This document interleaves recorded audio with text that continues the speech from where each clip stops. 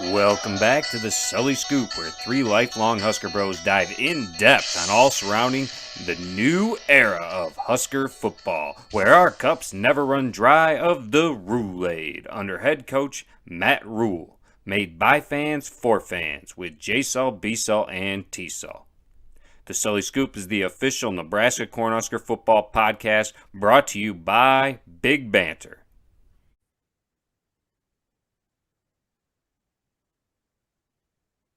Back on your favorite Cornhusker podcast, the Sully Scoop. We're here with ex-Husker himself, Paul, to go through and dive into how he sees the season going and the schedule for the Nebraska Cornhuskers. Welcome on, Paul. What's up, guys? How's it going? Good. Welcome on, Paul. Happy to get your take on the season. Okay, so going game by game. First at Minnesota. Unfortunately, I have a close loss there. I think this is probably the biggest game of the season for the Huskers, because it can really set the tone for the rest of the season. I'm kind of hoping that they can go up there and get the win. It's a big stage for Coach Rule, and with a new quarterback, it's gonna really kind of set the tone here, I think, for the rest of the season. Following that game, you have at Colorado against Coach Prime. And I know that I said Minnesota's the top game of the year. I think this is the one that everybody's going to be watching, though. It'll be Prime and the big show that comes with that. What I think really plays into the Huskers' advantage is I believe Colorado's going at TCU in game one. And TCU obviously coming off a national championship game, even though it didn't go how they want, that's still a huge force to be going against in game one. I've had coaches in the past talk about losing twice and letting a team beat you twice. That's what scares me with this game. So I think that plays into balance for both teams here potentially. So I really think that Coach Rule's experience should help out the team and better prepare them for that game. I think the Huskers get the win there. I'm with you there. Yeah. Yeah. Sure. Nice to start 1-1. Just want to circle back. I agree with you. I think we all see that Minnesota game being close in either side of it. Are you thinking, especially with Minnesota bringing in basically a new offense, new quarterback, new running back, and just kind of being young on the offensive side of the ball, do you think that's an advantage for the Huskers, or do you think that we'll have enough growing pains ourselves? Well, I definitely do think that Nebraska's size on the D-line can cause some problems, and I think that can be very tough for a young offensive line, especially, when you got guys like what's his name? Nash Hutma. How do you say his name? Because he was a huge time wrestling prospect. I used to coach wrestling, and I used to watch all his matches. He was a monster. It was Nash Hutmacher, something. But I think it's Hutmacher, yeah. Hutmacher. Don't ask me, I'll pronounce it wrong. The polar bear. So he and Ty Robinson, I think, will be the guys that if they can have a dominant start to the game and really shut down the rushing game, I think that would give Minnesota a lot of problems. Yeah, going into this season, Ty Robinson for me is one of those X factors because we only saw like flashes in the pan of what he had for potential, but he doesn't play like it all game long. You only see it like once every 2 drives. And if he can just put his full potential forward, I mean, Nebraska's defense can be scary because the DBs should be pretty solid this year. And if you get at least one guy causing pressure up the middle, that'll cause havoc. But if he plays like he did last season, I don't know how the defensive line is going to hold up against the other Big Ten teams when they just try and run it right at you. Well, the DB's productivity is going to come down to how the defensive line is getting a push there. They can't lock guys down for all day. I mean, we saw that last year, and they would end up, being gassed by the end of the game because they're covering all game, or, guys are just breaking through and getting the deep ball.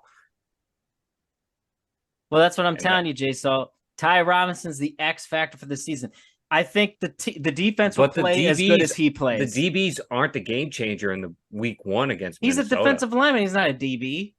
Yeah, but you're saying that the DBs are going to be much improved and they're the best part of this defense. Let me tell you, that doesn't have anything to do with us beating Minnesota. They are a run-happy team. I think there's a couple defensive linemen that are X factors. I don't know that Ty Robinson is an X factor. You kind of know what you're going to get, but like Paul brought up, I mean, Nash getting a single-digit number there, being recognized by the team, coming out, he's going to be huge as a nose tackle. And then you got the freshman JSul's pick for defensive player Cameron Lenhart is going to be huge as well. You've got Princewell, you've got the transfer He's outside coming out of fall camp linebackers. as a starter, I want you to note. He's coming out of fall camp as a starter, and you guys are giving me a hard time for picking him. But I think there's a lot of talent on this defensive front that has the chance to be an X factor. And I don't know that Ty Robinson is going to be what people are considering the X factor. Well, so what I'm telling you is Ty Robinson's the only guy who's been starting there. This is going to be his 3rd year starting. None of the other guys have that experience. Congrats. Go look at what this team has done for those 3 years. Well, JSul, let's see if Cameron Lenhart even plays the whole game, because they got a lot of guys underneath him that are fighting for that playing time. Well, then Ty Robinson himself should be scared. Same could be said about Robinson there, T. I don't think Robinson ever left the game last year. The problem isn't him getting playing time. The problem is him just playing with his full potential in the game. Definitely. That's where I think, the polar bear, if he can give him a break and provide that relief that they can both play at a high level all game long, that really makes it difficult on the offensive line. And that's a good one, Paul. If maybe that was the issue last year, maybe he was just tired, because as JSul mentioned, defense was on the field the entire game. Plus, he doesn't have a good enough defensive tackle to come in and spell him. That could be the difference this year. Maybe I'm calling the wrong X factor. Maybe the Hutchmaster is the X factor. I think he might be enough to put him over the edge. Because whenever you look at those teams like a team like Georgia, who can go in and just rotate, you have those guys playing as hard as they can on every snap. So when you might not have that much depth, you're forced to play guys the entire game. And when they're playing the whole game, they just, they're not playing up to their full potential. So, that's what stuck out to me. So I'm excited to see the polar bear on the football field, and along with Ty Robinson. And notice, JSul, how he mentioned Ty Robinson and not Cameron Lenhart as your MVP pick.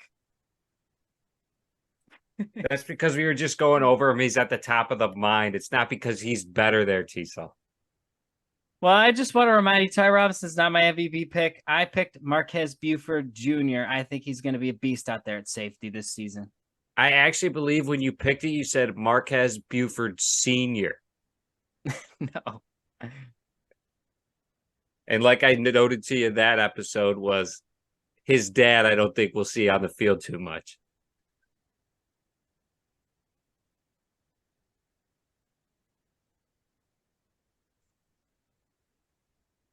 Yeah, so Paul, I think we're all kind of in agreement there, especially going into Boulder and facing CU. I think especially as much as Dion has taken and really revamped this Colorado team through the transfer portal, I think he has a lot more work cut out for him.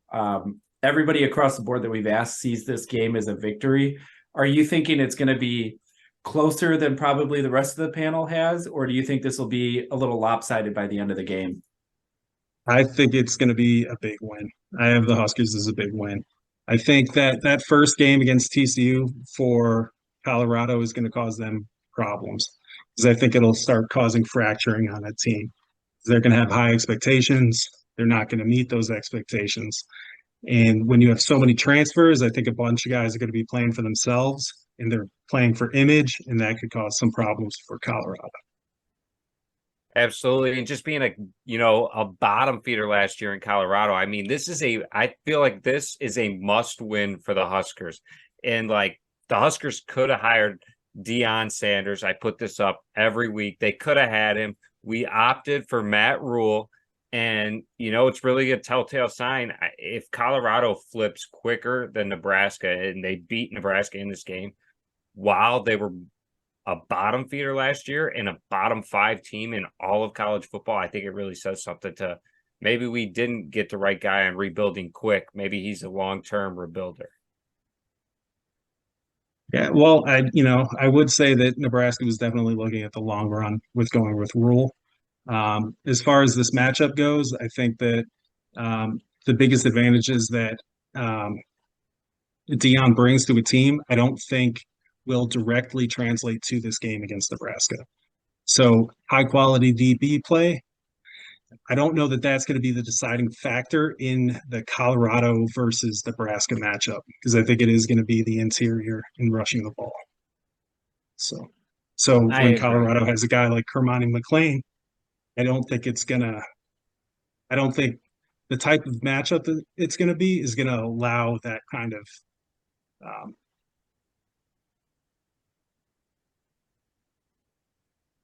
words aren't coming to me. No, They won't be playing to their strengths. That's what I'm getting to. So I guess you are thinking or planning that the Huskers are going to be bringing Big Ten football to Colorado. Rather, could you see, I guess, if Colorado is to go up early, and would you think the Huskers would start playing on their heels, especially if they're coming off a loss at Minnesota? Do you think it changes the game plan, so to speak, and they would go away from a running type of offense and kind of have to spread the ball and trust Jeff Sims' arm?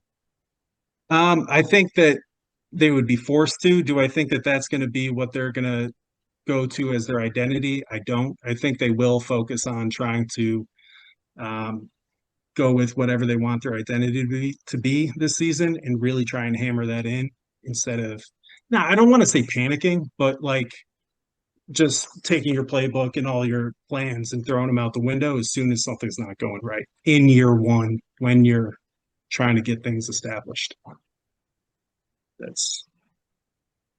So, Paul, do you then foresee Gabe Ervin Jr. scoring 7 touchdowns against Colorado?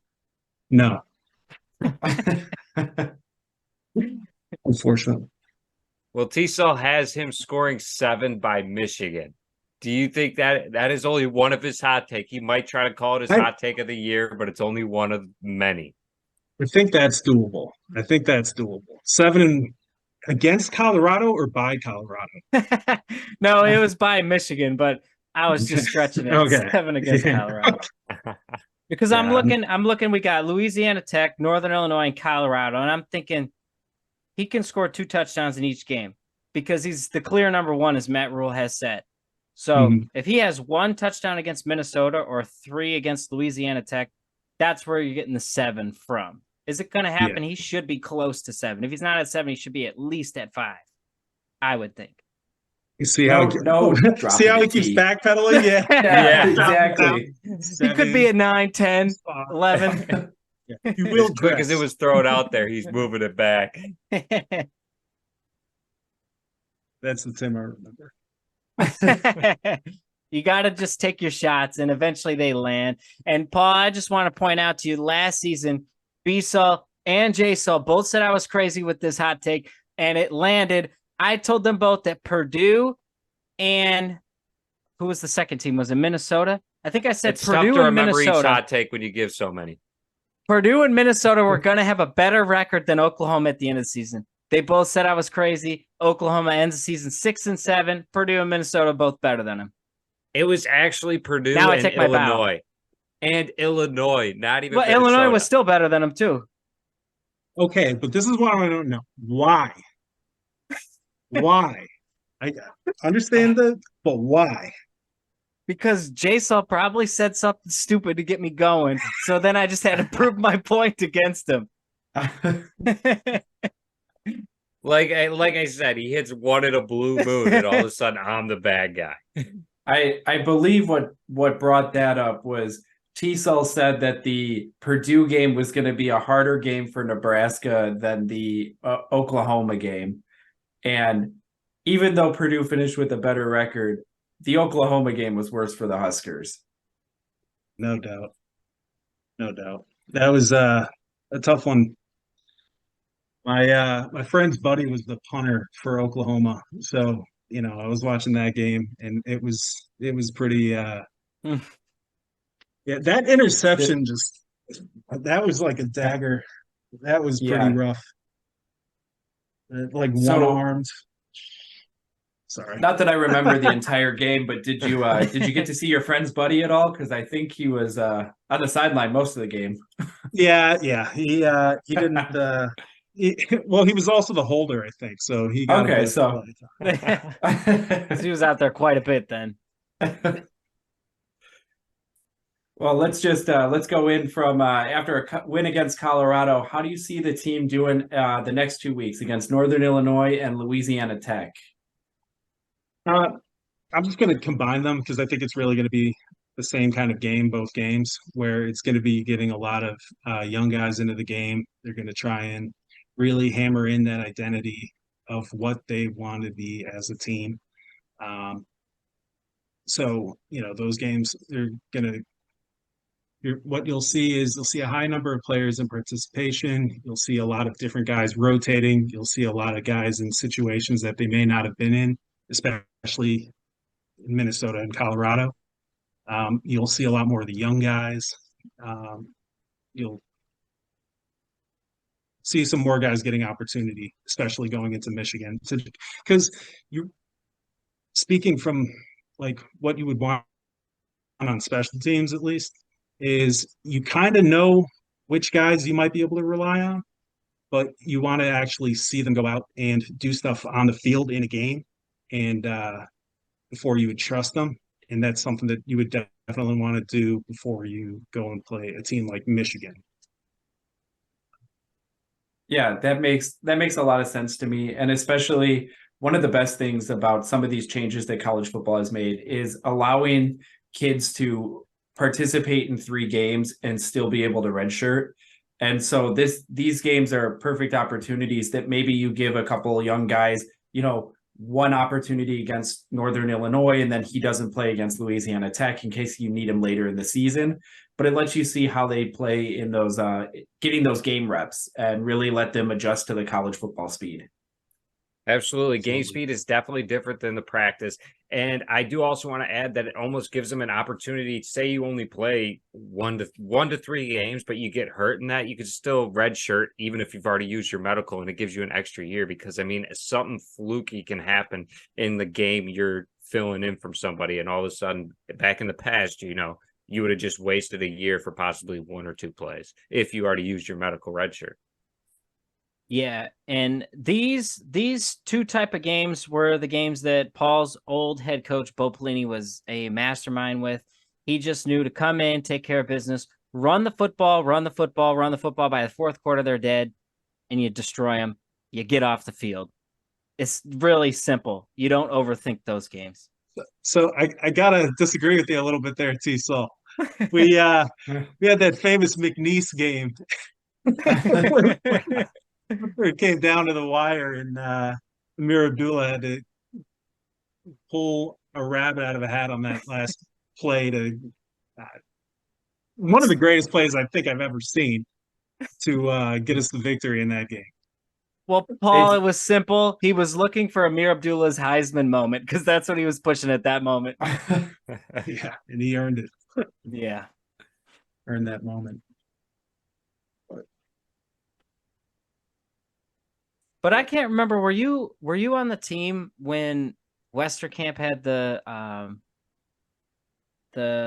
Hail Mary touchdown in the end zone? But not the Hail Mary touchdown. I was actually there for the FAU behind the back. Yes, that's right. Okay. Behind the back. Yeah. I was there for that. And that was kind of a crazy story because I was there at that game, but I actually missed the play because I wasn't technically on the team yet. So this is a crazy story. Do you remember this, JSul? Faintly. I do remember that you did have to wait a couple of games before you could play. So there was a thing. Coach Golden at Miami wasn't allowing me to transfer, and not really him, but more so the Miami athletic department. And before the week, maybe the day or so before the game, I can't remember the exact timeline right now, but I went and talked to Coach Golden, and Nebraska had offered me. I was able to go. They were ready to take me, but Miami was preventing me from transferring. So I actually talked to Coach Golden. He allowed me to transfer. And so as soon as I could, I was on a plane to Lincoln, and I actually traveled up on the Saturday against when we were playing FAU and drove from Omaha. They picked me up at Omaha and we went to Lincoln. And I arrived at the stadium like as kickoff was happening. I had to go back.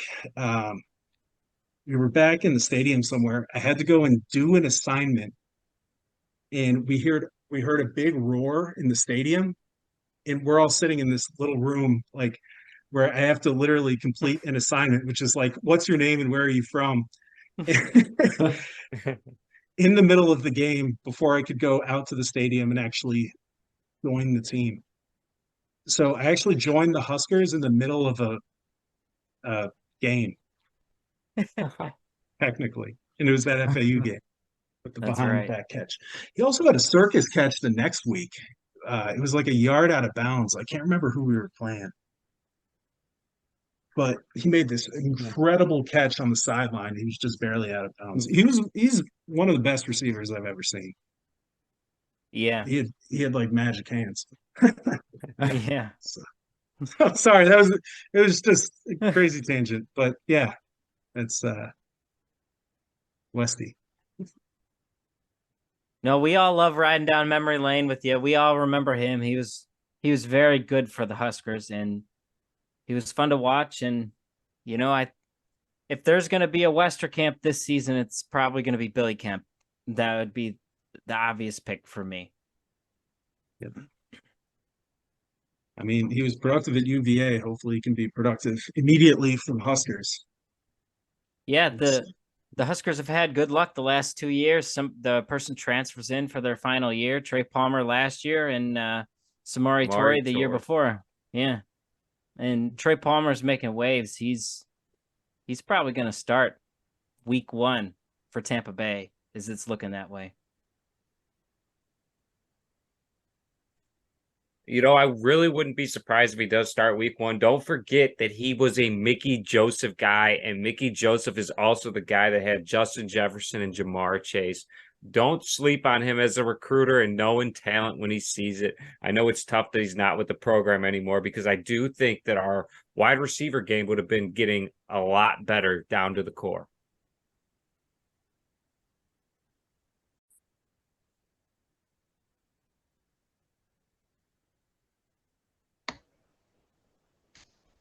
Yeah, JSul, I do think Mickey Joseph was a heck of a receiver, recruiter, and coach. However, I don't think you could stick your nose up at the group of guys we got this year either. I think we've got a decent receiver room there, and especially if some of these young guys and transfers can step up, this Husker team could be dangerous on the outside. Yeah, and the name that we're all waiting to hear his name called in the lineup somewhere is Malachi Coleman. I mean, you're talking about a steal of a recruit out of Omaha. This guy's he's gonna be a monster. He's an athlete. We want to see what he does out there on the football field. Absolutely. He's a big body coming in as a freshman, but I do want to say nobody on the team right now is going to have the production that Trey Palmer did last season or the impact to the team. I don't think you're going to see anybody argue with that, because Trey Palmer put up the best wide receiver season ever as a Husker. It's rare to see people argue with me anyways, because I'm always right there, JSul. JSul just keeps drinking his own Kool-Aid. You're probably not wrong, but let me tell you something. I always know the Huskers. Listen, Trey Palmer was a stud. If he was on this team or had Jeff Sims as a quarterback, he would have put up better stats. But I do want to say that Jeff Sims has to be the playmaker I think he's going to be for the Huskers to do some damage this year.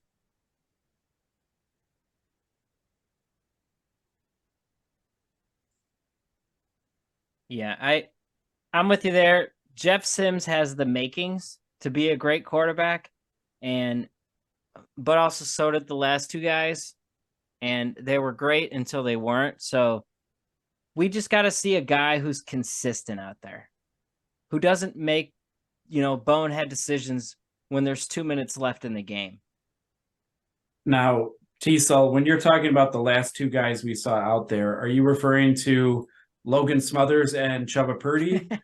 Or are you talking Casey Thompson and Adrian Martinez? I'd just like to clarify for all the listeners.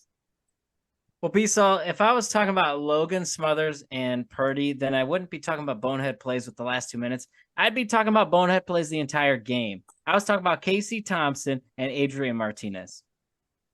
Just wanted to clarify because I believe the last two that we saw were Purdy and Smothers, but I do understand what you're saying, and I agree. I think Jeff Sims is definitely going to be an upgrade as long as he can be consistent and follow the coaching staff and allow them to make adjustments at halftime.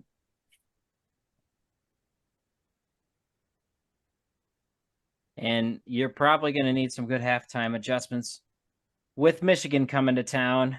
And Paul, we gotta ask you, what do you see happening in that football game? Yeah, so this one worries me. So I think the Huskers' biggest advantage is that Michigan may not respect them as an opponent. And that's never something you want to say, but it's something that can always be there. So really I see this game going one of two ways. It's either a big loss or a close win for the Huskers. So, and I think Nebraska, I think the Huskers are going to show up to play. I don't know if Michigan will or won't. And that's really what I think it's going to come down to. If Michigan comes and they're firing on all cylinders, it's going to be a rough day for the Huskers. I guess, would you see a different outcome if, say, the Huskers are 3-1 going into the game or 4-0 going into the game? I definitely think if the Huskers are 4-0 going into that game, I definitely think they got a shot, because I think that'll show that they know what their identity is, how they're going to play, and they're capitalizing on it. And I think that can give Michigan trouble, because if you don't know what you're doing, which, as we talked about earlier, that game against Colorado, if things aren't going right and you start just trying different things and you don't know what's going to stick and what won't and what will, really, you're not going to get anywhere progressing as a team. You're not going to get further into your playbook. You're not going to figure out what things guys can and can't do. And you're going to set yourself up for struggle. So if Nebraska's in a spot where we're 4-0 going into Michigan, I definitely think we have a chance. Definitely agree with you there, because at that point you would have took out two teams where, they're not, Colorado kind of is, but they do have some talent on their team, but they're not complete bottom feeders. So and plus they're two road games. So Nebraska, as you said, would have an identity at that point. And I think Michigan would be in trouble going in if Nebraska was 4-0. If Nebraska's 2-2 going into that game, I think the Huskers are the ones that are in trouble. And if they're 3-1, it's kind of show me what's going to happen.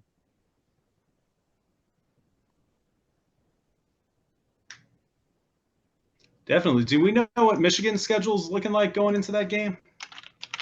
They will be 4 playing a bunch of patty cakes going into that game. Patty cakes? Okay. Oh, my gosh. They're the toughest apparently... game is Rutgers. The toughest game is Rutgers. Well, don't worry. Jim Harbaugh's not playing the first 3 games. They said they're implementing a suspension. Only because it's not going to affect the rest of the season. How fast do you think that suspension would end if they lost to Rutgers? Well, he's going to be back for Rutgers. They said 3 games. Rutgers is game number 4. Oh. Sorry to fact check you there, JSul. Hey, it's a first for everything there. But yeah, Michigan. Hey. So this is encouraging to me, because this could really put Michigan to sleep going into this game, where they think they're rolling, they're 4-0, everything's, they're well oiled. They think they're well oiled. They think they're greased up. They're ready to go. They're 4-0 going into Nebraska. They're actually playing Minnesota after. So if they're looking ahead to Minnesota, they may not take the Huskers seriously, and that could open up some windows for the Huskers. Yeah, and I definitely do see that happening because you figure playing East Carolina, they're going to win probably by 40 points.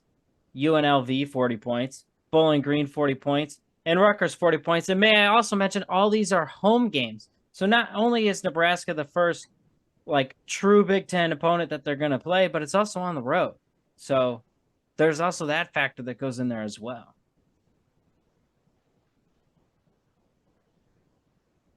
That was a little blatant disrespect to Rutgers there, JSul, saying that Nebraska is the first Big Ten opponent that Michigan's facing. Rutgers may not be competitive, but they're in the conference. They've got the little stamp of approval there.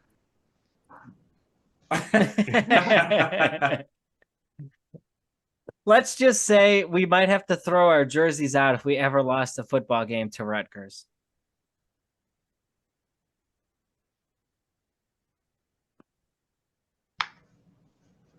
Yeah, that hits a little close to home after that narrow victory last year. By a 4-win team. And CB, so that's what we're talking about. If a 4-win squad can beat Rutgers, anybody can beat Rutgers. If a 4-win squad could come in and beat Iowa, then why are people picking Iowa to win the West? That's head scratching to me. Because to me, Iowa's already eliminated. You guys lost to Nebraska last year. You ain't going anywhere because unless your defense is going to be one of the best in the nation again, which is doubtful, they'll probably be a good defense, but they're not going to be the best in the Big Ten. And is their offense going to get any better? Unlikely. So I just don't get where people are coming with their Iowa pick. It's everybody loving on Cade McNamara transferring in, that they think he's going to give them a whole new dynamic. Do I see it? Not really. But, there's enough of the country who seems to think that anything Jim Harbaugh touched at one point turns to gold. So, well, how dynamic do you have to be better than what Iowa had last year? Exactly. I mean, not much. I assume McNamara is going to give them a little bit more on offense, but there's a reason he got passed by J.J. McCarthy after it being his position and his job. Well, true. I think he could still call an audible or two. He might be able to read a secondary and decide maybe we should run it here. He's not throwing picks, which would be an improvement. Yes, that's true. But let's just remember that Cade McNamara is the same guy who put up 0 points for Michigan in their playoff game and did not look anything spectacular at all when he actually had to play a good opponent. And when the game actually relied on him because the rest of the games was probably Blake Corum this, Blake Corum that. So coming out of a what seems to be probably a Michigan loss there, Paul, how do you see the Huskers against the two Illinois teams going on the road to Champaign and then having Northwestern come to town? So I think at Illinois is a close win. Illinois is being kind of I think of them as a thorn in Nebraska's side, where it's like they're the team that'll show up and just they rub it in. If you go and lose to Wisconsin, it's it's disappointing, but it's not unheard of, right? It's not it's not Illinois beating you. It's so, Illinois, I think that's a close win. I think Illinois is a team that always gets up to play the Huskers because they view them as a team that they can beat. And that's why, they give them trouble. And I think that game, I think Illinois gives Nebraska trouble, but I don't think it's enough to win. So I think Nebraska wins that game. Do you think playing on a Friday night is going to have any difference to the outcome? Or, I mean, how do you see that rolling? I mean, it should be a chilly Friday night. I mean, it's early October in Illinois, in Champaign. Do you think being on a Friday night is going to change or affect the game? You know, a quick turnaround after the Michigan game. So I don't think so. I think that if anything, now we're playing conditionals here, right? if Nebraska loses to Michigan, you immediately have to get over that and immediately start prepping for your next game. So, that kind of time to lull and be in your emotions is gone. So it's just immediately boom right to prepping for Illinois. But what if it's the opposite then? What if they go in, upset Michigan, and then have to get ready in a hurry to play at Illinois on Friday? So as far as who's prepping, the Nebraska has a huge staff. So as far as Illinois being prepped, as far as game plan and things, I think Nebraska will be fine. Players getting ready, that could be a little tougher, but it's only one day. So if you're not feeling well on the Friday, you're not going to be feeling well on the Saturday. So I don't think that will be the biggest issue. Although, what week is the bye week? Because that hasn't hit yet, right? It's right after Illinois. So right after Illinois. You play on Friday, and then you get an extra day in your bye week. Okay. And that'll be huge when we got the juggernaut Northwestern coming into town. Yeah, so what's going on with Northwestern has been crazy. That's another team that I think people will, the same way you might with Maryland or Illinois, like teams that see them on the schedule are going to be like, oh, easy win. But I'm not convinced. It's for no reason. I think that they'll surprise teams because they're not supposed to be good. And that's how Northwestern's always been. They could go and knock off a ranked team.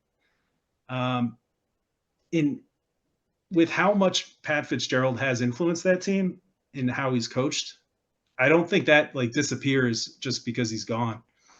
So I don't know what to think with Northwestern because they're volatile. They could be great one week, terrible the next. They knock off a ranked team, then they lose to, I don't know what to think with Northwestern. Yeah, exactly. But I do think this is a big win for Nebraska. But that's me taking the cheese. So yeah. Well, let's also remind you that Northwestern game is the 100-year anniversary of Memorial Stadium. So it's going to be a reason game. They scheduled that with Northwestern on the docket that day. Because we weren't playing Rutgers this year. That's and here's the thing. I definitely agree. I think Northwestern's a team that will probably surprise a handful of teams this year and play them tough. I just don't know that they have enough depth this year. And especially it's going to depend if they come out and they lose 3 to start the year. How many of those guys who have a couple of years of eligibility left who are like, I'm going to stick it out. These are my brothers.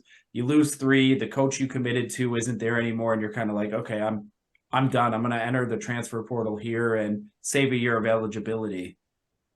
That I think by the time they come around on our schedule, they could have self-destructed by then.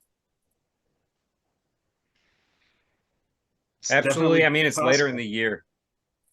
Being later in the year, I do believe that, at the beginning of the season, the team could bond together. I mean, it's less than a month before the season starts when all of this shook down with Pat Fitzgerald. However, I do think that, that's your team's either going to come together or separate enormously. And you know what? You'll be able to tell at the beginning of the season, but as the season goes on, you're going to be playing tougher and tougher competition. At a certain point, I feel like that team in Northwestern is just going to be broken.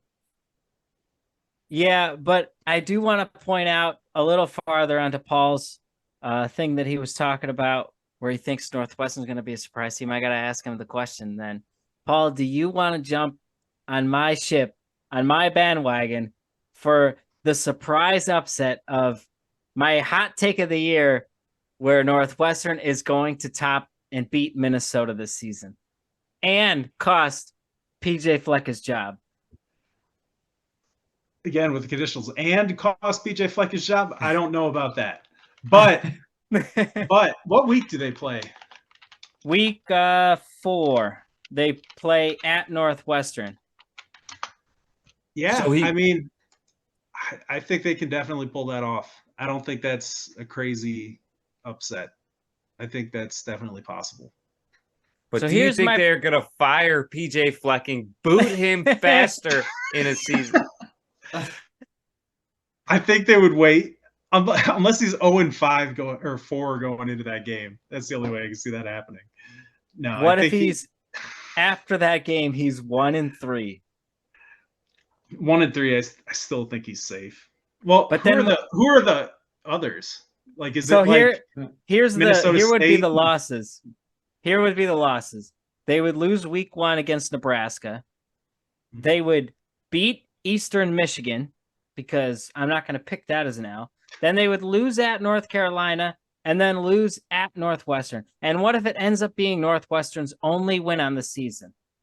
Then JSul, you're sticking with your Minnesota coach because things don't get easier from there. They still have to play at Iowa.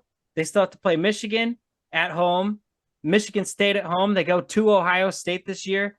They got Wisconsin at home.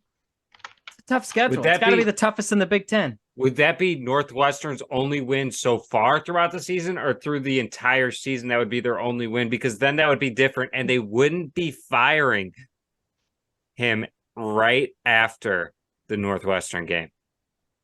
Okay, if they fire him, if they hold off until the end of the year and they fire him, I'm still taking credit for that because we all know they're going to point back to that your Northwestern hot take game. was he's not going to make it through the season. Okay, so fire him right before Wisconsin. I'm taking credit for it. I'll give you that. That's not through the season. I am not Because- giving him that because that was not only part of it. It was his part was that he was going to get fired right after the game, faster than Scott Frost got let go after the Georgia Southern game. But I do want to let you know, JSul, they will not be going into that game 0-3. They play They'll be Rutgers. 1-3. They play Rutgers and UTEP, and I believe they should be 2-0 to start the year. But then you play Duke. We ran through this with Big Game James, and I think those are 2 out of their 4 wins the entire season. But JSul, what I'm saying is, if Northwestern loses those games, so say Northwestern loses to UTEP and they lose to Rutgers, but then they come in and beat Minnesota, you really think Minnesota fans are going to be happy with that? I never said that I thought they were going to be happy. I just said he's not going to be let go. JSul, I think Minnesota fans will be happy because it's just one more day closer to hockey season. It could be. But I'm telling you right now, looking at Minnesota's schedule, I think they will be lucky to get 6 wins because they got a tough schedule. They even scheduled North Carolina thinking it was going to be an easy game, and lo and behold, North Carolina's ranked 21 and they're on the road. Now, I don't know why you're just diving in to this Minnesota team so quick and telling Because me that they're only JSul, gonna you get 6 picked them wins. as your Big Ten West champs. You're going to have to ride down that ship with them. Listen, last year they almost knocked off Ohio State, I believe it was, to start the year. That was like They 3 have- years ago. They have the opportunity to do something crazy. If they beat Michigan or Ohio State this entire season, they knock off one of them as an upset. Who else is going to beat them? Anybody who think a beat lot of them people. earlier in the season. I have them starting. I have them starting week 1 with the win. Week 2, obviously with the win. Week 3, it's UNC. This isn't basketball, as you would say there, JSul, about Kansas. This isn't basketball, or you would say it about Duke. It's not basketball. Listen, it's still not basketball. So I could have them 3-0 to start the year, and I do not have them losing to Northwestern. That's 4-0 to start the year. So you I have mean, them losing to the Raging Cajuns then? Nope. Because, that's not a Raging gimme game either. Cajuns. Those guys go bowling every season. And Minnesota hasn't been going bowling. The only team really on this schedule that hasn't gone bowling in the last 6 years is Nebraska. Well, now you're just poking bruises, JSul.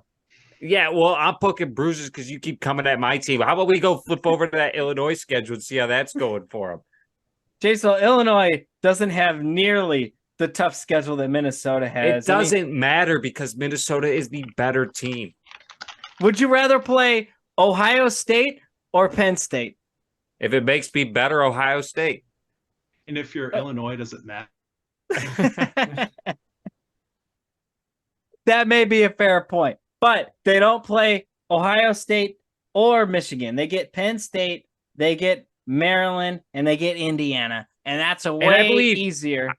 Why were you bringing up that Penn State was going to be a tougher game for them than Maryland? I do believe you said Maryland would be top 3 on the East, and at the end of the season, there would be 3 teams on the East that are in the top 10.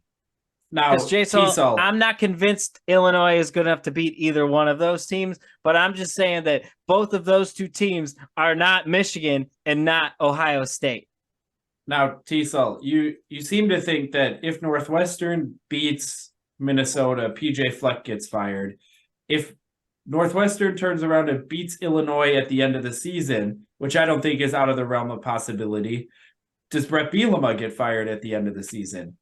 Is that his only win on the year? If maybe that's the only Northwestern win. Maybe they save it till the last game of the season. They surprise people, go out on a high note. I just don't. If that costs him a bowl game and he loses to Northwestern, you miss a bowl game, you lose to Northwestern, do you pull the plug? I think he would be more on the hot seat than PJ Fleck there. If that costs them a bowl game and you lose to an already winless team. Yeah, but JSul, Illinois is not used to playing in bowls every season. So for them, it's just like another odd year. I look at that as then next season they open up and put him on the hot seat. If you don't make a bowl game, you're gone.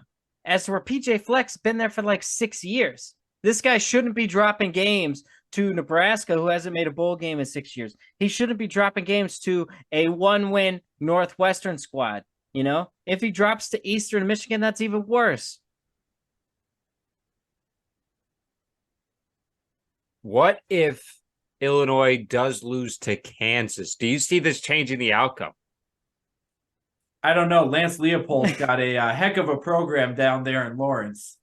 I know he was your pride and joy and the one you wanted to come coach the Huskers. I thought he would have been a good hire there. I think Matt Rule was a slam dunk hire, though. JSul, I just feel like Brett Bielema did enough last season to save his job until next year. That's what I feel like. He did enough good last year to save it for next year. So PJ Fleck going bowling consistently isn't enough to secure his job. JSul, based on the last couple of teams that they had at Minnesota and the couple of West foes that they were playing, and they never came out of the West, to me, he hasn't done anything in Minnesota. How many times has Illinois came out of the West? I mean, Brett Bielema, this is only his 3rd season coming in, and Illinois was a doormat. Minnesota was just always a decent team.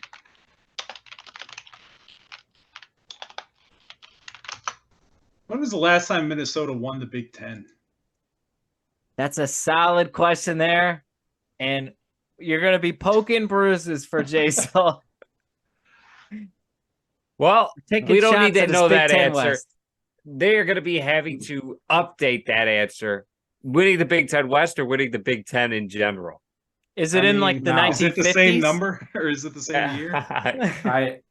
I don't even think they've won the West. I don't think they've been to a Big Ten championship game since the conference expanded. No, they never played in one.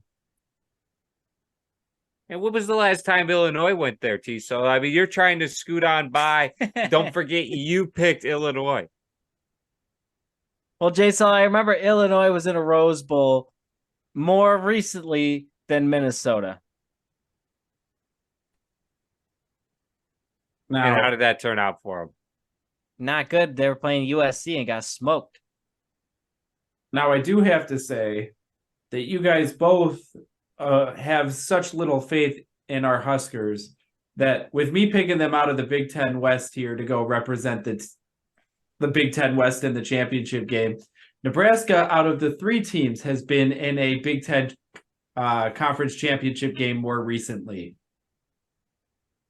So the but reason why we're not fighting you is because on paper, Nebraska has way more talent than Illinois and Minnesota combined. You could combine those two football teams. Nebraska has more talent on paper. They were just poorly coached and clearly weren't being, put to work enough in the weight room or in the off season.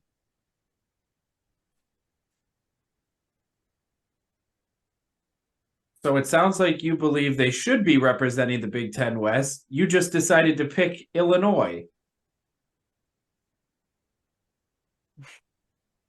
Because JSul, as much as I keep picking the Huskers to win, they keep proving me wrong.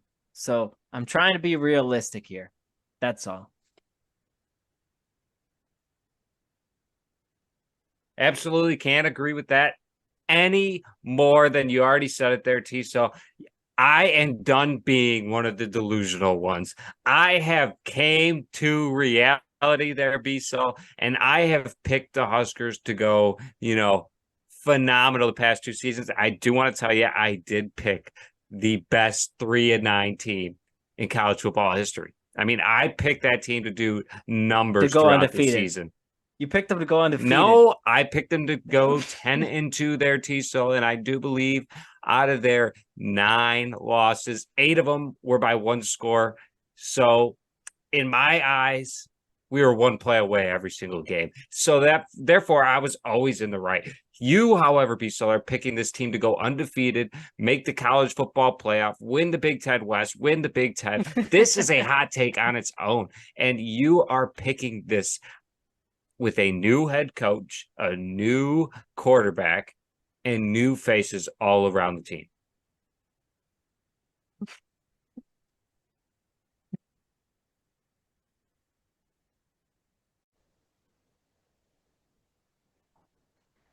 Well, JSul, it is a different team. And let me tell you, that is because this Huskers team needed to be revamped, especially after a handful of years under Scott Frost that just didn't pan out. And before that, the couple of years under Mike Riley.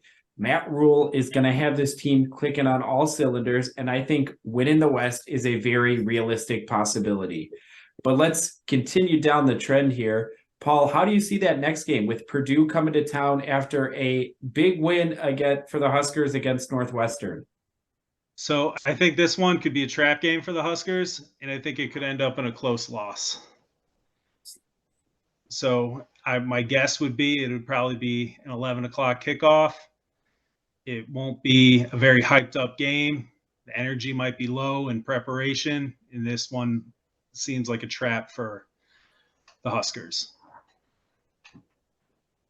I could definitely see that. I think Purdue is going to have a lot of growing pains this year, especially losing Aiden O'Connell, who had been in school for a handful of years, brand new coaching staff, losing Jeff Brom and Brian Brom, really having a whole new offensive identity. I think Purdue could be in for some growing pains. However, like you said, if the Huskers are theoretically coming off of a win against Illinois, a win against Northwestern, and especially that Northwestern game being such a big anniversary and the 100-year anniversary at Memorial Stadium, Purdue comes to town the next week, and let's say they're on a losing streak.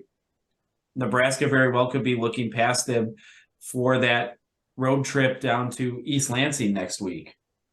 Yeah, I don't know if I'm going to jump on the bandwagon with that one, that they're going to be losing to Purdue. I also find it very odd that JSul is joining it, seeing as which JSul has the Huskers, going undefeated for the entire season and making the playoff. I do not have them going undefeated, JSul. And I believe we can go to the tape. You have them going undefeated, but I do want to note that Purdue did lose Aiden O'Connell and Charlie Jones, who were their 2 biggest playmakers they had all last season. Well, JSul, you're just ignoring Devin Maccabee altogether then, because that guy, as much as I love to hate the guy, he's a good running back and he fits Purdue very well. And ultimately, they're going to rely 100% on that guy this season. Is he a starting running back on any other Big Ten team? Probably. Okay. Name what team he'd be starting on. Ohio State, Rutgers. Illinois. Rutgers. He's definitely starting on Rutgers. We'll start there. Indiana, I think he starts there. I disagree with you. Northwestern, 100%. Disagree with you. How do you disagree? I just do. I'm going to disagree with you. I don't think he's that good of a running back. He looks like a linebacker out there. And nobody seems to be able to tackle the guy. So, like, I agree he doesn't look Nobody like or the a Huskers superstar defensive athlete. old. Nobody or the Everybody. Huskers defensive recent. Everybody. But what I'm telling you is he doesn't look like a superstar athlete like Blake Corum, but nobody can tackle the dude. So he's a pretty good running back. Are you foreshadowing a Heisman right now? Nobody can tackle him. No, nobody in the West, at least. Now, how many touchdowns do you think Devin Mockabee ends the season with there, JSul? All right, let's look at their schedule real quick. They're playing Fresno. That's 2 touchdowns. Virginia Tech's another 2. Syracuse, we'll give them 1. End of the season, I say he's in the 12 to 14 touchdown range.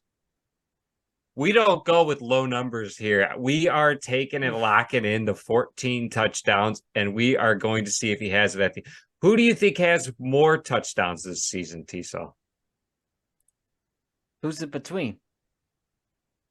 Your guy at Purdue Mockabee. and Gabe Irving. I think it's going to be Mockabee because I think that team has nothing else going for it. And so they're just giving him the football every play. So by week 4, would you consider that Mockabee would have 7 or more touchdowns? By Not week 4. necessarily. It's a whole season thing. Now, So I by find week it 4, I find it Gabe crazy. Irvin would have more touchdowns. So Gabe Irvin Jr. is going to have 7 touchdowns by Michigan and then just drop off the face of the earth. Well, that's kind of what happened with Anthony Grant last season with the Huskers, if you can remember their JSul. And as the games get tougher, Nebraska's going to have to figure out how to win in different ways because when you start playing better teams, they're going to take out your best guy and say, beat me a different way. And unless you have a Trey Palmer out there, which we don't, you're going to have to figure something else out. So you don't think Purdue is going to be changing their game plan the entire season? They're just going to be dishing it to Mockabee. Because nobody can tackle that guy. So therefore, he is a dark horse for the Heisman is what I'm hearing. 14 touchdowns on the year. JSul, you have Jeff Sims in there as a dark horse for Heisman. So yes, you're and up you're there darn on your right. high horse. If he turns around this team like JSul is predicting to go undefeated and make the college football playoff, there is no way that you are leaving out Jeff Sims. Now, JSul, nobody's got them going undefeated, so you can stop. All right, 10-2 undefeated. What is the difference? The Huskers are back. Yes, they are. And don't forget, B. Schneid picked them to go 11-1. There's plenty of roulette to go around here. Now, Paul, the $1 million question. You've got the Huskers right now sitting at 5-3 coming off a loss to Purdue. Do you see them getting bowl eligible in East Lansing next week? Yes, I have them in a close win over Michigan State. Love that pick. 100% agree with that.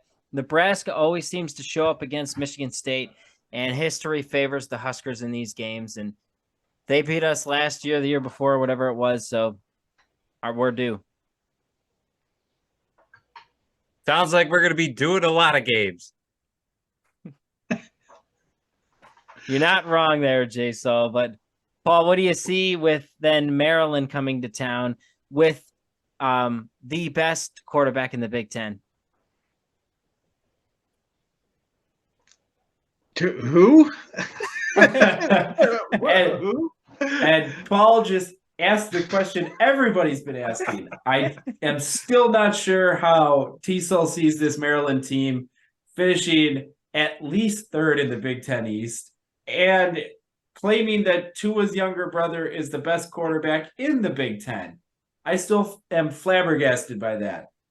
So I did know that he was there, and Maryland's kind of having like this regrouping of Alabama thing going on. with the coaching Yes. staff. I think they have like 3, 4, 5 or something of the old coaches. I think Dan Enos was there. I'm not sure. I think, yeah, wasn't Miami's old OC? Or I'm thinking wrong. I think I'm totally wrong on that. But I think there's like 4 or 5 of them that all went back there. Including Tua's younger brother, Tulia. And the guy's been putting up numbers there in Maryland. And I think this is going to be his show me year. And I think JSul, I think he is the true pick as a dark horse for Heisman. Are you this locking season. this in as a hot take? I'm locking it in because Maryland's going to pass up Penn State this season, finish below Michigan and Ohio State. And at that point, as JSul's thing is, how are you going to leave them off the Heisman ballot at that point? No, it would be different because in my scenario, Jeff Sims would have won the Big Ten West, be in the Big Ten championship, Which has meant nothing. The Big Ten West hasn't done anything. So until the Big Ten West can beat the Big Ten East head-to-head, doesn't mean anything. This is a team that just won 3 games followed by 4 games. I mean, this would mean something to have the Huskers back in a flip of the switch. This guy was coming from a Power 5 school in Georgia Tech, who is not that great either. I mean, if he comes up here and just flips the switch under Matt Rule, there is no way that you can leave him out of the Heisman voting. JSul, what do you think about Alabama? Do you consider them to be a pretty good football team? I would consider them to be one of the greats. And do you ever compare Georgia Tech to Alabama? Exactly. Is that what you're getting at? Exactly my point. Listen, I am not expecting nobody is expecting him to come from Georgia Tech and all of a sudden flip the switch on the Huskers. But if he does so, and, he's got over 25 touchdowns through the air or on the ground, there is no way that he is not in New York.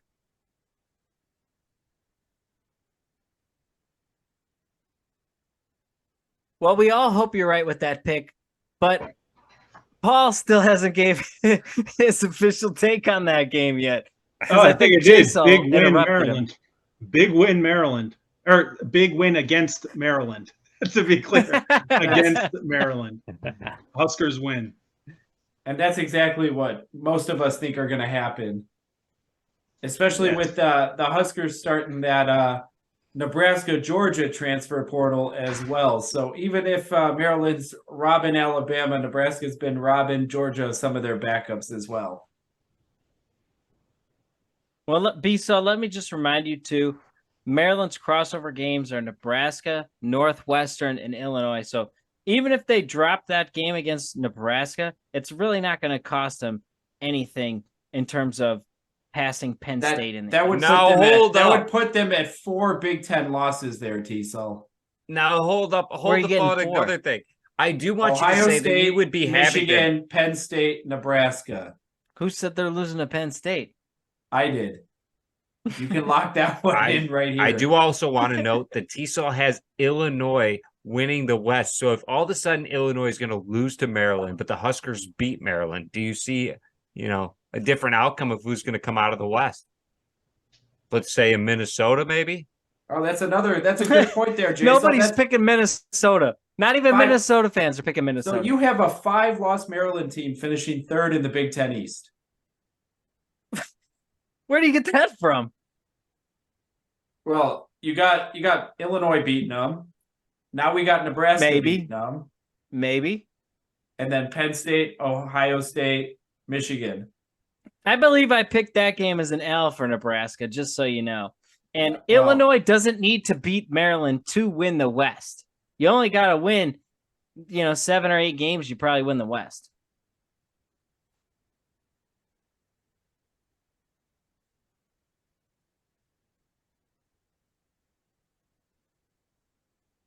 Well, do you believe that they are going to go 8-1 in the Big Ten?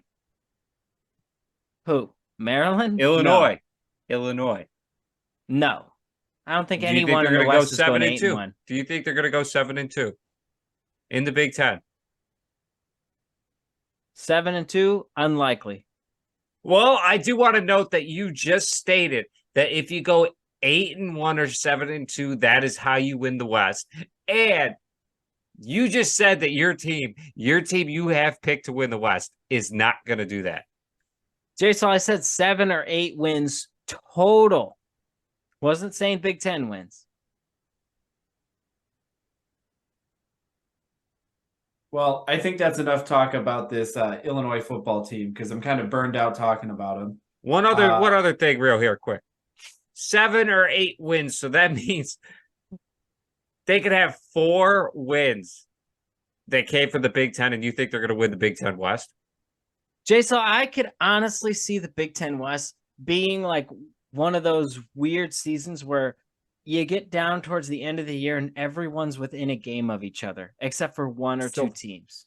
So you never answered my question. 4 wins in the Big Ten West in the Big Ten can get you in the championship.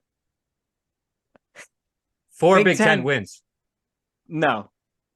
Well, that's what you just said. If they are going to have 7 wins the entire season, 3 of them could come from out-of-conference games.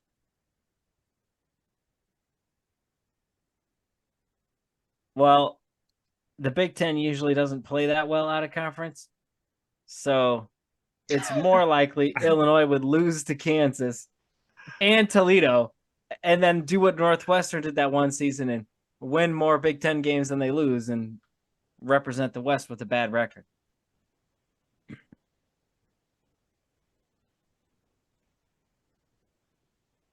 Can't disagree with that, but I would like to say that they would not be my pick to do so. It would be Minnesota. Who's not going to have a head coach by the time they play Wisconsin. And talking about Wisconsin, Paul, what do you have going on in that game? I have at Wisconsin a close win in the cold, horrid weather of Wisconsin. Love that pick because that is the team that we cannot beat. And ultimately, that is the team that we must beat.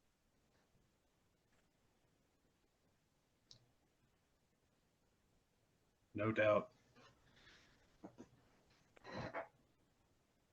And then to cap off the season at home against Iowa, what do you foresee in that game? I think it's another close win. And is that one of the day after Thanksgiving games again? Yep. Traditionally is, yeah. Yeah, I think that's a win for the Huskers as well. Yep. Cannot disagree more. Only one person on this panel picked that as an L, and that's JSul because he's just living up there in his little delusional world. Did you just say, I believe you said cannot disagree more. So you would actually be on my side there, T-Sol. Either way, you do what I meant, and just keep rowing your boat to sleep up there. Now, here is the $1 million question here, because I got 2 points that I would love to bring up here. Paul, you got the Huskers finishing at 9-3. Now, the next question I'm going to ask you is, what do you see the Big Ten championship game being? But before I get that answer, I believe T-Sol just mentioned, and I'm going to take it back a few minutes here. He said that a team with 7 or 8 wins would represent the Big Ten West. Just hear me out. And he picked Illinois to do that. However, as of last week, he had updated the first game with Nebraska beating Minnesota to take his overall record for the season to 9-3. And so now I'm even more curious, T-Sol, on how Illinois will be representing the Big Ten West when Nebraska finishes with 9 wins and 3 losses, and you're picking Illinois with 8 wins, 7 wins? Because BSol, at that point, it's all about tiebreakers. And if you recall, I picked Illinois as a loss for the Cornhuskers. What kind of tiebreakers are you factoring in here if Nebraska's got 2 more wins than them? Where are you getting 2 more wins from? You said a 7 or 8 win team. And if Nebraska's sitting there with 9 wins,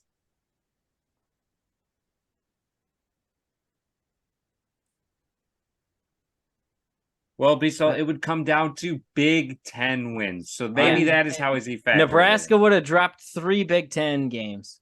Michigan in my picks, Michigan, Maryland, and Illinois. Correct. And in my picks with Illinois, they would have lost Toledo, Kansas, maybe Florida Atlantic, just to prove my See, point. And I think you're grasping at straws there, is what I'm getting across here. He is grasping at straws, or you are grasping at straws, having them win the West and going to the playoff. I did not have them going to the playoff, JSul, so I do A not know 10 why and you 2 can... Husker team is not making the playoff. Is that what you were saying to me right now? That's exactly what I'm saying. A 10 and 2 team will not make the playoff. Because he has them getting blown out in the Big Ten championship, probably. Hey, that doesn't matter. They're going to be there. You sound like the rest of the Big Ten West teams, like, at least we got to play in the game after losing by 52 points.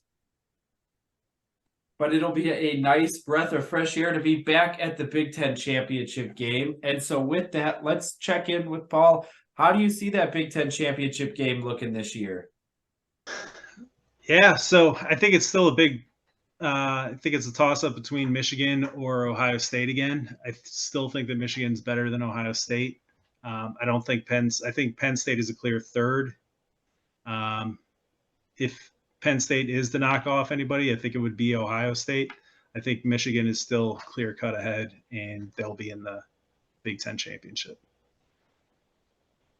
against Nebraska. And I have Nebraska coming out. Yeah. Okay. I thought that was a given. So I have Nebraska. I figured when you out picked 9 wins, but I wasn't sure. Yeah. I was picking up what you were putting down already. I had it locked in there for you. Yeah. And with 9 wins, that would bring us back to the Bo Pelini era. Yeah. So then they're playing probably Michigan again. And, you know, I think that's going to be a very tough game. I don't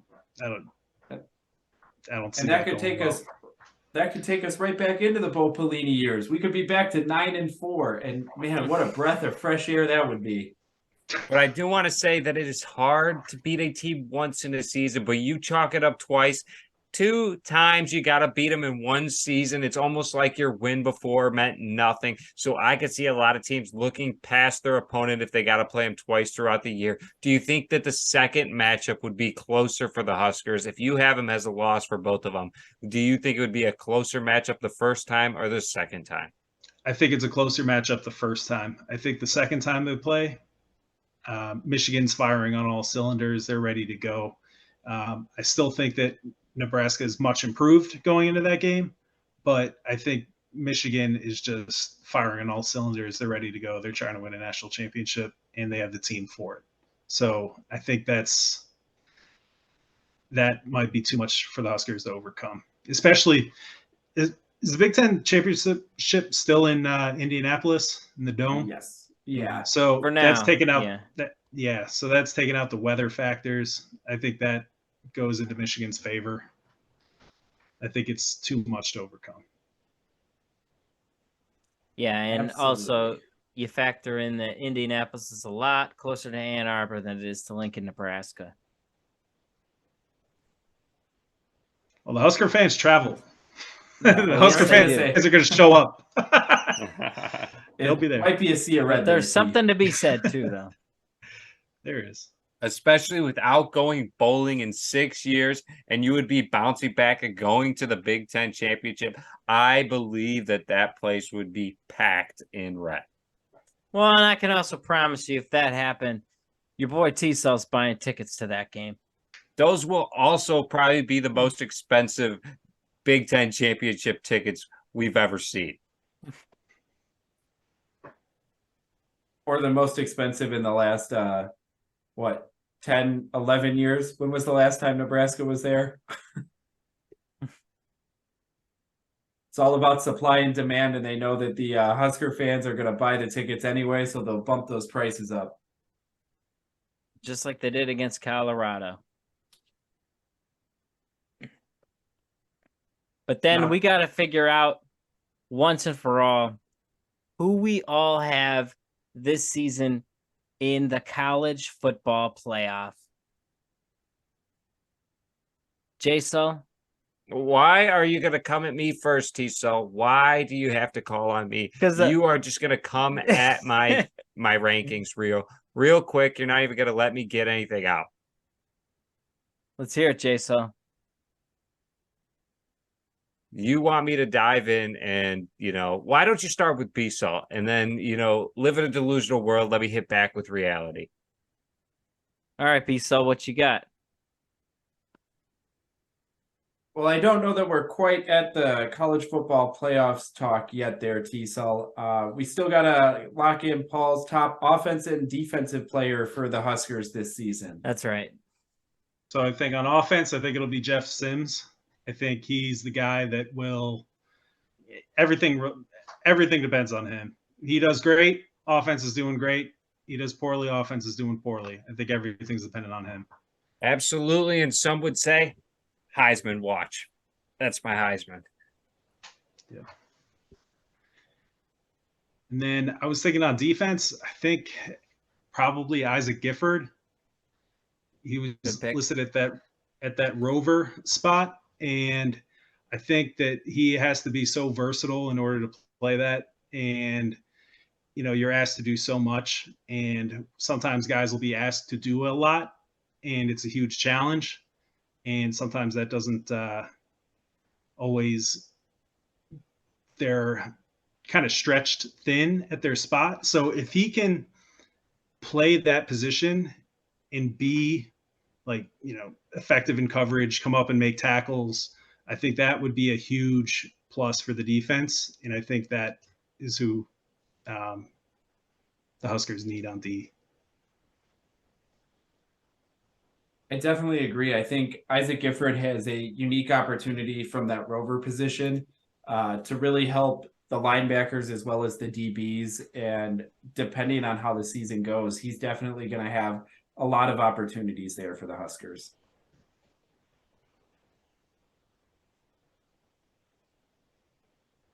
Yeah, could not agree more. And he just seemed to be a guy who knew how to tackle last season when it seemed like so few guys on the team would remember how to tackle in the game.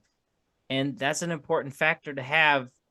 It kind of takes me back to the guy, JoJo Doman. When you needed a tackle, you knew he was the guy who was going to run in and just kind of put his final stamp on the play.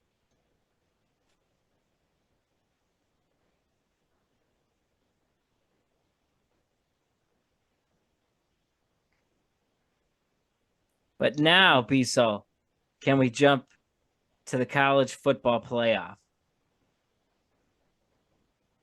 Yeah, I think we're at a good opportunity here. And T, I think there's a couple teams that are gonna repeat and be back in the college football playoffs here, and then you still have an opportunity for a couple new teams there.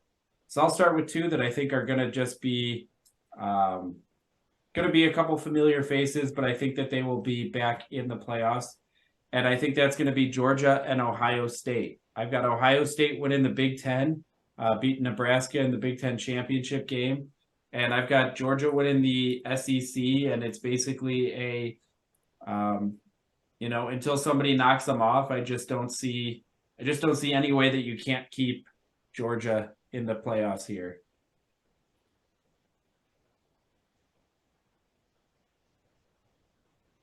In terms of my other two that I know you are anxiously waiting on there, T-Cell, I do have one surprise team coming in. Whether they're ranked 3 or 4, it's going to be hard to say. I would like to say it at the same time because I think I would have the same Cinderella story coming out.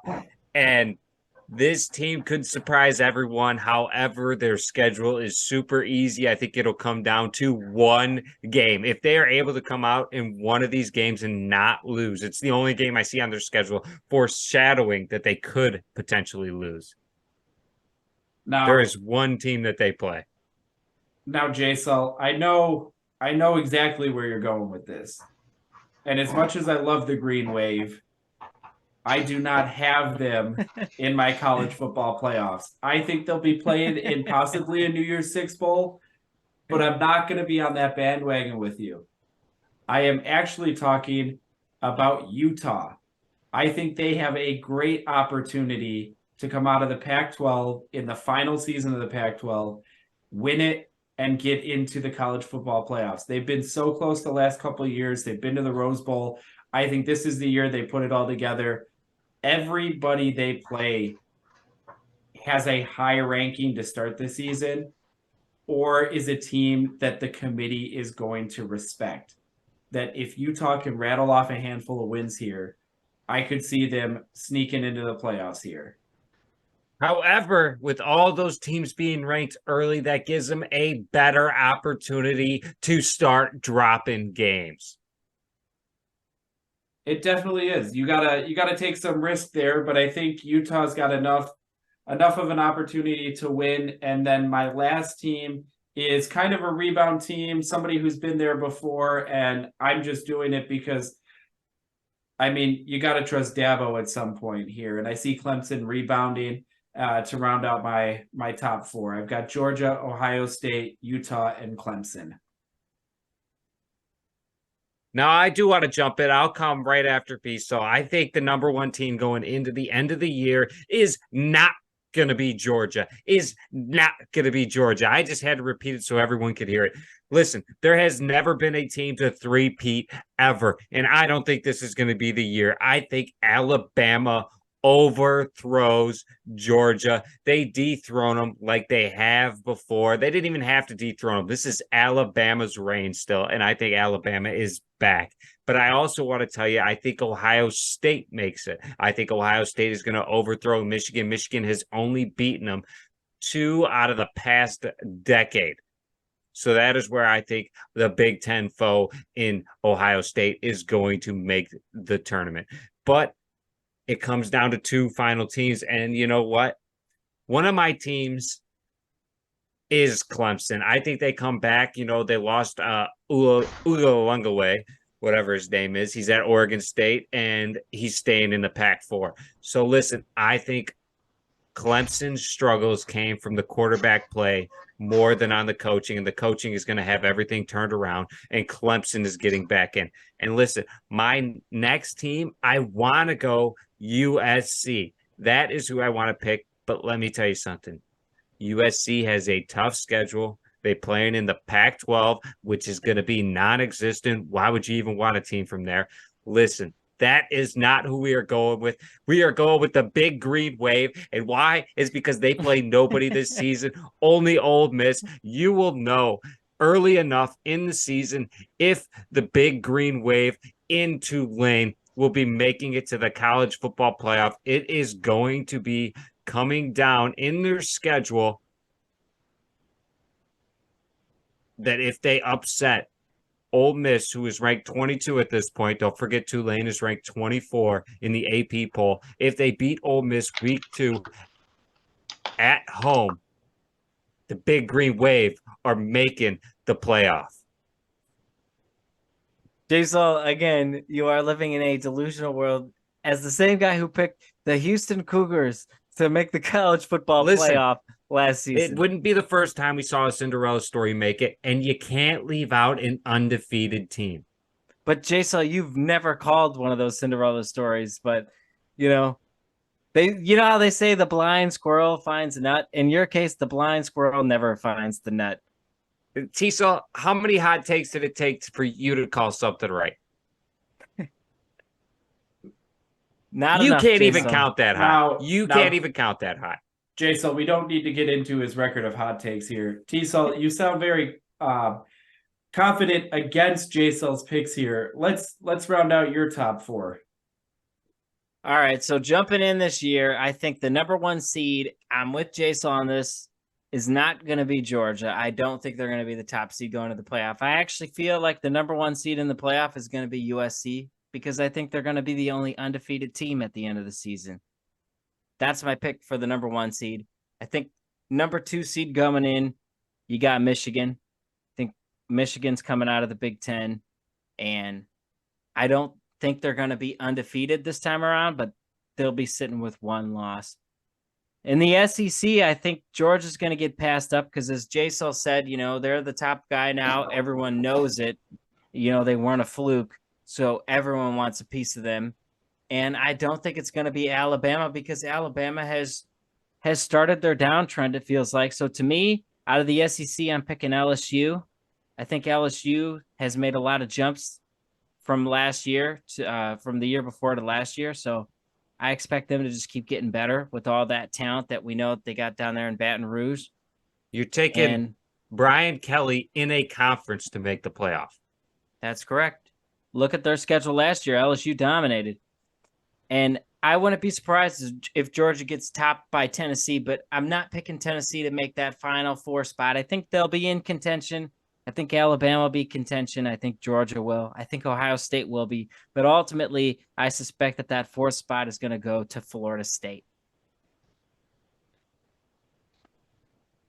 You're picking a team that's had one winning season of relevance in the last 25 years. Again, B-Saw, I saw a lot of strides last year from the year before, so I'm taking the teams that are on the uptrend instead of the teams like you and Ryan Day, who have shown me absolutely nothing since he's taken over the reins that Urban Meyer left. He literally left them a team that should be constantly winning championships, and he's done nothing with Ohio State so far. You could say that again, T-Cell.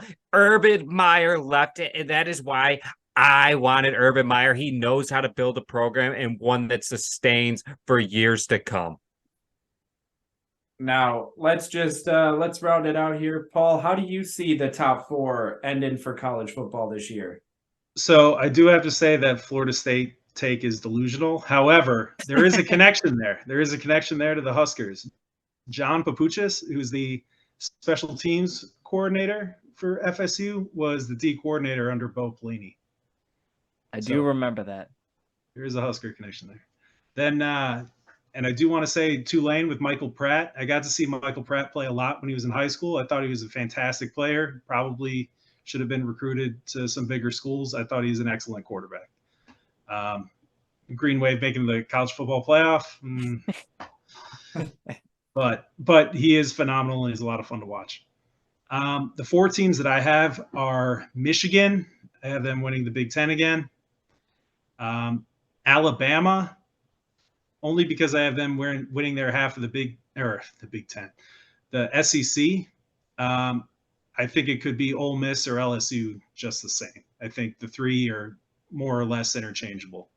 LSU was pretty close to being that team last year. I think they had a poor start to the season, but they ended up being pretty good.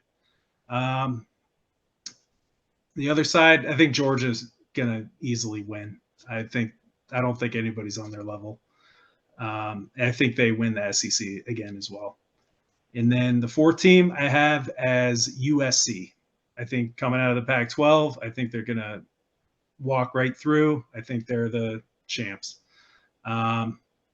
Overall, who's going to win? I think it's going to be Georgia again.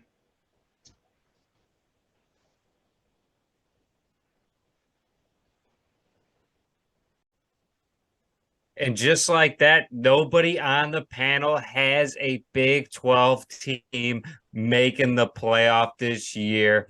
But this week, that's it on the Sully Scoop. You're here with JSul, B-Sul, and T-Cell. and we want to give a special thanks to ex-Husker Paul for coming on. Thanks for having me on, guys. It's great talking to you. Thanks for joining us, Paul.